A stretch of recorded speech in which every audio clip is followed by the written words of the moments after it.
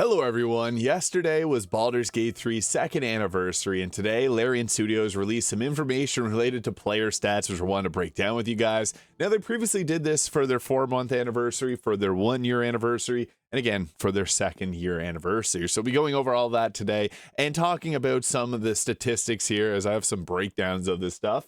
So, what's really exciting is 265 million mod downloads.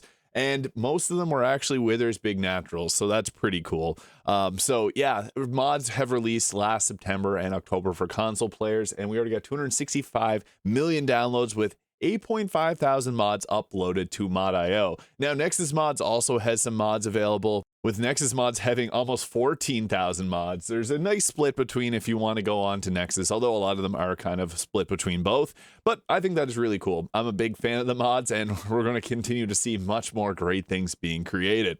Getting into some more information here, this is related to the obscure Claire achievements. So there's actually a lot of achievements that not a lot of people have. So one of them here for getting 100 pieces of gold from playing music, only 1.82% of players have this, and 2.26% of PlayStation players have this achievement. This one's actually really hard because you have to pick up a single piece of gold 100 times. It's actually quite a bit, but it's one of the most rare achievements. So if you're an achievement hunter, go play some music out in Baldur's Gate. It's pretty fun. 2.07% of players wobbled the way to victory, defeating 20 opponents while drunk. This is now a lot easier with the Way of the Drunken Master Monk, as it's incentivized for you to be doing that. And PlayStation is also at the top here.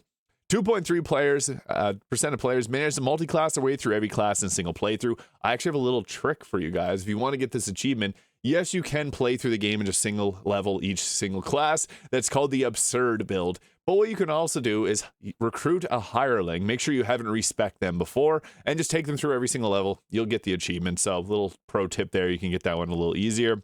3.87% of players have managed to defeat Gortash in Worms Rock without activating any traps. Steam had the highest percent with 4.37% of players, and 1.1 million players have completed the Tactician mode. Highly recommend checking out Tactician and also the Custom Honor mode. I think that they're really fun ways to play the game. Almost 500,000 players thought it'd be fun to complete Honor mode. This is 314,000 more than last year, which, we'll be getting to those stats in a moment. 6.24% of players managed to knock down the dragon in the sky mid-flight. So when you're doing the answer fight, knock it out of the sky.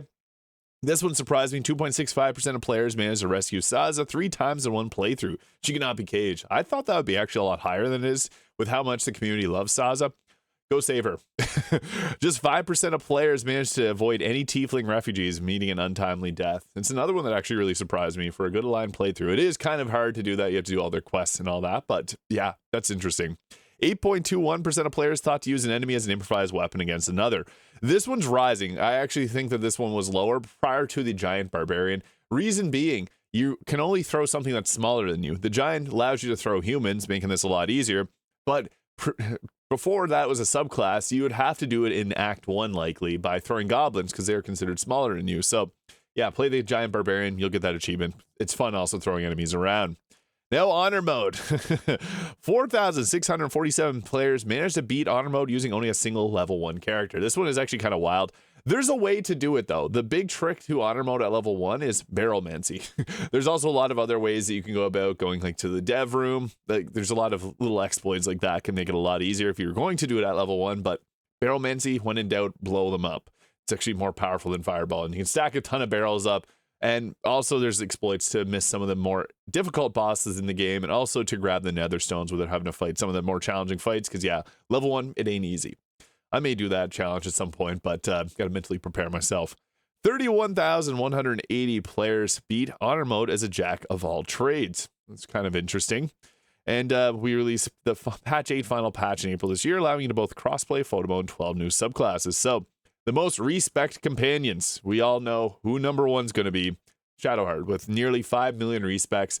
Reason being, Trickery Domain did not translate well into Baldur's Gate 3. D&D, it's a little bit better, still not that amazing. The Cleric itself is a really powerful class, don't get me wrong, but the Trickery Domain has multiple concentrations that aren't fantastic to use, and the thing is, her stats are pretty garbage at the start of the game, so yeah. What surprises me, though, is that There's the last number reported for sales was in March of 2024, and they have 15 million sales back in March of over a year ago. So it's like a year and a half now. 15 million. And that makes 1/3 of players from back then respect Shadowheart. I think that's kind of wild, but hey. Also, Will got respect, and I'm assuming now with patch 8, to the Hexblade Warlock and Gale, which we'll get into why, but that's interesting to me as well. Another thing about the trickery domain is in the invoke duplicity in D&D, you used to be, or you're able to cast spells from your illusionary clone, where you can't do that in Baldur's Gate 3. That would have made it a lot more fun. And there's actually a mod by Incognito Burrito, the Order of the Scribes, which allows you to cast from a little book. So it's possible through mods, but not for the trickery domain, unfortunately. Here are the respecs stats, which blows my mind. This one I don't understand. Most often respecs in the Oath of Vengeance Paladin subclass. I really like Karlach as a monk because her soul coins add additional fire damage to her unarmed strikes, meaning you can do it like a flurry of blows of 2 punches, so you add those dies twice. I think that's the best build for Karlach. I like keeping her a barbarian, but I, in my first playthrough, unfortunately lost Lae'zel, and Karlach was the fighter for the team, so surprised to see Oath of Vengeance. Shadowheart was equally respect into Death Domain or Life Domain. What I think crazy about that is the Death Domain was just released in patch 8, and that is a lot of people respecting her to Death Domain to bring it up to the more popular Life Domain. I personally think a Light Domain is probably best for Shadowheart, but to each their own. I also really like Tempest Domain. Lae'zel was most often respected into the Oath of the Crown Paladin. That one blows my mind because I feel like she'd break her oath every time she wakes up in the morning, but to each their own. I just like keeping her a fighter. It just makes sense for her. Gale was most often respected into the Draconic Bloodline Sorcerer, which does not fit with his lore, but I like it. I like sorcerers a lot. Blade Singing Wizard, though, that's my new favorite. Astarion was respected most into the Hexblade Warlock. Kind of funny because that's what I have him in my honor mode run at the current moment. I think it works for him, kind of. If you don't have Will, who is also respect mostly into the Hexblade Warlock, 333,000 times. More than Astarion, but I think that's cool. Rogue is just not as strong as the Hexblade Warlock in combat, so that's why. This one, I don't know why, but 350 players respect Minsk into a Death Domain Cleric. Cleric of Boo. That's kind of funny. Are you folks doing okay? And 598 players adopted a child with Will. No.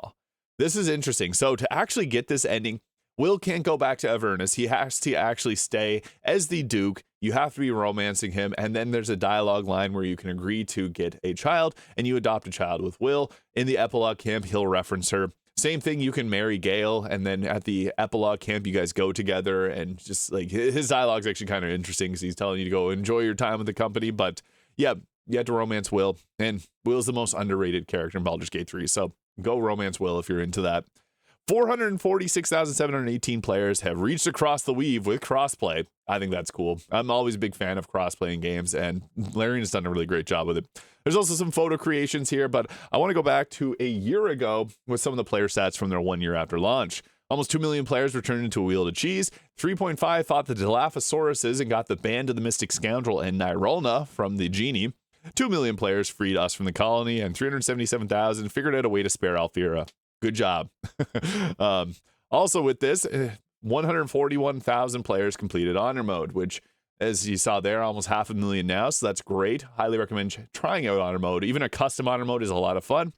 76% honorably deleted it. You can do a custom mode. You can also create a custom honor mode to get all the legendary actions, and I highly recommend it if you're looking for a bit of challenge. It's fun and less stakes when you're doing custom mode. Top origin characters as avatars. I'm kind of shocked that Astarion's the #1 with all the exclusive content you get from being Gale origin. However, over 93% of players choose to play as their own custom avatar, with 15% being Dirge, which another great. If you're looking for what I think to be the definitive playthrough of Baldur's Gate 3, play as a good aligned Dark Urge. You feel like you're the main character in Baldur's Gate 1 or 2. It just feels better. Having some actual trauma to go through, similar to all the other companions. Top class picks, Paladin and Sorcerer. This has always been the same. Even a month after launch, Paladin was always the most popular. Fighter, Barbarian, Rogue, Warlock, Bard. I'm surprised Bard's that low. I think it should be up there. My 2 favorite classes, though, so yeah, I share opinion to many others. With the least being Cleric, because obviously a lot of people like to play with Shadowheart. Top race picks, Elf, which is interesting. I think, personally, I like Half-Elf a little bit better to get the shield proficiencies.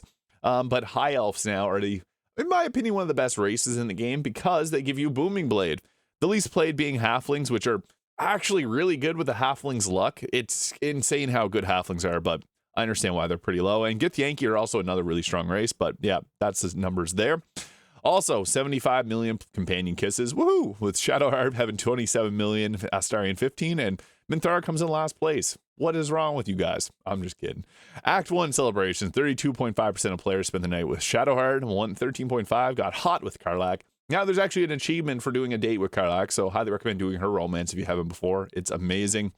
And 15% of players slept alone. My first playthrough, I didn't know there was romance in this game. I played it blind at launch, and I didn't know what I was doing.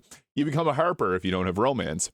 For Act 3, 48% of players experienced Shadowheart's final romance scene. And 658 players bonked Halsin. 70% got dirty with his human form, and 30% chose the bear. Yeah, that's the memes right themselves. 1.1 million players got down with the Emperor. I still do not have that achievement. Scratch has petted over 120 million times. The Owlbear 41 million. Go pet them both, please. Please. 141,000 players attempted to pet His Majesty. Lesson learned. And 1.5 thousand players hugged God Gale goodbye. He has to go. His planet needs him. Interesting timeline. 1.1 million players gave Halsin a hug. 2,185 God Gales chose to transform Terra into a hairless cat. Don't do that. 54,000 players petted Terra. Yeah, I love it. And top 3 character classes per race. So dwarves are paladins, barbarians, and fighters, which kind of makes sense. Dragonborn, sorcerer. That's dirge for you. Halfling bard, pretty cool mix, and rogue and monk. And then gnome, bard, rogue, and druid. Whereas the human, humans definitely be fighter number 1. 1.8 players betrayed the Emperor. 329 players convinced Orpheus to live as a mind flayer. 3.3 million players killed the Netherbrain. 200,000 of those had Gale blow themselves up. Elminster improves. 34 players playing as Avatar Lae'zel chose to kill himself at the end of the game after Vlaakith rejected her ascension. You read that right. Pretty wild. So that was it from a year ago. And we'll go after the 4 months after launch. So after 4 months, 1.3 million players have completed the game. 94% create a custom character. And people have spent over 8,000 years in the character creator. It's probably a lot more now. 1.2 million have been turned into cheese. Origin character selections at the start. Gale was the most popular, and then it changed to Astarion. Gale Origin is really cool. So is Karlach. She talks to herself. Class choices, again, Paladin, Sorcerer. A lot of this information is kind of the same. Things don't really change there. Most popular subclasses, Berserker Barbarian, number 1. I thought that was interesting. And number 2 is College of Lore. With how strong College of Sword is, that kind of blew my mind. Cleric, Tempest Domain, Circle of the Moon Druid, Battlemaster Fighter, Open Hand Monk, Vengeance Paladin, Beastmaster Ranger, Assassin Rogue, Draconic Bloodline, Fiend Warlock, and Evocation Sorcerer, or Wizard. 2 million players have survived the dinosaur attack, and 84 million fireballs have been thrown, leading cause of eyebrow loss among wizards. Larian is hilarious. Scratch has only been bet 48.5 million times, and players have spoken to the dead 113 million times. Shadowheart is the most popular romantic interest with 51% of players. No surprise there. Next is Karlach, and then Lae'zel. And then 14.4 million players have disintegrated into a pile of dust. 1.2 million characters have danced against their will. Given the option, 66% of players requested Halsin bear at all. No bear at all. By Act 2, 30% of players have given into their Lithid side. And total playtime of that was pretty long. So, yeah, 58,000 playthroughs were started in honor mode, and 34,000 died.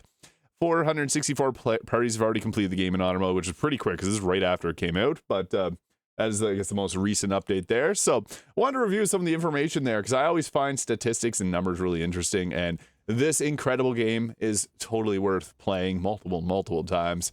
Now, I'm sure at our 3-year anniversary, we'll see some more updates, and we'll probably see more than 8,500 mods. Hopefully a very large number as more people get comfortable with the toolkit. But let me know which one of these is most interesting to you or most surprising. I always love reading these types of statistics. So yeah, and have yourself a great day. We'll catch you all in the next video.